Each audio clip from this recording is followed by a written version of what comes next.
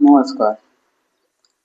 આપણે પોતાની જાતને માણસ કહીએ છીએ, પણ કેટલે અંશે આજના સમયમાં જોઈએ છીએ તો શું આ માણસાઈ આપણામાં રહે છે? આપણે માણસ કહેવાને લાયક રહ્યા છીએ? જ્યાં જુઓ ત્યાં પૈસા માટે કોઈ પણ બીજા વ્યક્તિને મારી નાખો, પોતાના સાચું કરાવવા માટે હું જ જબરો છું, હું જ મોટો છું, હું જ શક્તિમાન છું, એ બતાવવા માટે અન્યને નુકસાન પહોંચે, અન્યનો જીવ લેવો, એ કેટલે અંશે યોગ્ય છે? આપણે વર્તમાનમાં જ જોયું કે ટ્રેનમાં એક છોકરાએ માત્ર એટલું કહ્યું કે જે પણ બીજા મિત્ર, તમે આ દરવાજો બંધ કરી નાખો, વરસાદનું પાણી અંદર ના આવે અને આપણે ભીનાઈએ ના. તો એમાં એને શું ખોટું કીધું? તો એ માટે એને છરો મારીને એને મોતને ઘાટ ઉતારી દીધો.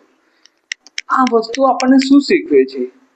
આપણા સંસ્કાર, આપણા મા બાપે આપણને આવા સંસ્કાર આપ્યા છે. શું આજના સમયમાં માણસના જીવનની કોઈ વેલ્યુ નથી રહી? માણસ કૂતરા બિલાડાની મોતે મરવા માટે તૈયાર થઈ ગયો છે. મરવા અને મારવા, માત્ર મરતો હોય તો કોઈ વાંધો નહોતો, પણ બીજાને મારી કાઢવા, બીજાનો જીવ લેવો, એ કેટલે અંશે યોગ્ય છે? આપણી એક પોતાની માનસિકતા, પોતાનો ક્રોધ કે પોતાનું જે છે એના લીધે બીજાનું નુકસાન કરવું, એ કેટલે અંશે યોગ્ય છે? એક માણસ તરીકે હવે એ સમય આવી ગયો છે કે વિચારવાનો કે આપણે માણસ છીએ, આપણે જનાવર નથી. જનાવર હોય તો બીજાની હદમાં જાય કે બીજું કંઈ, કૂતરાઓને એવું હોય કે એની હદમાં કોઈ બીજું આવી જાય કે એ બીજાની હદમાં જાય, એટલે બીજા કૂતરા એના પર હુમલો કરે કે એ બીજા કૂતરું એના હદમાં હોય તો એ હુમલો કરે. પણ આપણે માણસમાં એવું નથી. શું આપણે માણસ જનાવર બની રહ્યા છીએ?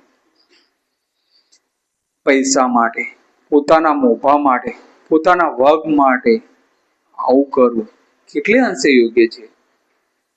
અહીં આપણી જે જૂની પેઢી હતી કે જેને આપણે અભણ માનતા હતા, કે જે લોકો ગરીબીમાં જીવે છે, જેમના કંઈ એ આપણે એમ સમજતા કે એ અભણ છે, એમના કપડાના ઠેકાણા નથી, એમના ખાવા પીવાના ઠેકાણા નથી, પણ સારા સંસ્કાર, સાચા સંસ્કાર, સાચું જીવન એ જીવતા હતા. આજે આપણે લોન લઈને, દેવા કરીને બધી મોજ શોખ સાહેબીઓ ભોગવીએ છીએ, પણ જે જીવનનો અર્થ છે, જે જીવવાની કળા છે, એ આપણે ભૂલી ગયા છે. જીવન એટલે શું? કે બીજાને આપણે શાંતિથી જીવીએ, બીજાને શાંતિથી જીવવા દઈએ, આપણા હકનો ઉપયોગ કરે, બીજાના હકનો એને ઉપયોગ કરવા દઈએ. દરેકને હક આપેલો છે તો સામે ફરજ પણ છે. તો શું એ ફરજ આપણે નથી નિભાવવાની? આપણું સંવિધાન આપણને શું આ બધી છૂટ આપે છે કે તમે બીજા પોતાના સ્વાર્થ માટે, પોતાના અભિમાન માટે, પોતાના મોભા માટે બીજાનું જીવન લઈ લો? એ કેટલે અંશે એવું છે? વિચારો.